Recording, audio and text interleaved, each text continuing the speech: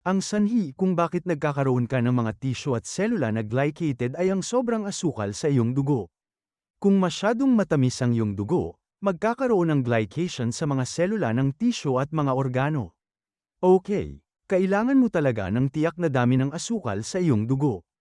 Talagang totoo, ngunit kung masyadong matamis, magga-glycate ka ng higit sa kailangan. Magdudulot ito ng sakit. Kaya tungkol lahat ito sa mga carbohydrate.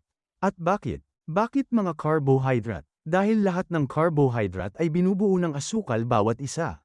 Mula sa mga carbohydrate sa jelly donut hanggang sa mga carbohydrate sa isang hiwa ng artisanal na tinapay na gawa sa sinaunang Imer na trigo na hindi GMO, pinagbato, hinandog, at hinimas ng kamay. Ang mga carbohydrate na iyon ay asukal din.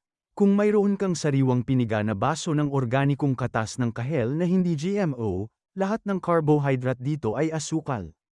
Kung mayroon ka lang ng pinakamurang lata ng high fructose corn syrup, gaya ng cola, lahat ng carbohydrate doon ay asukal. Lahat iyon ay nagiging asukal.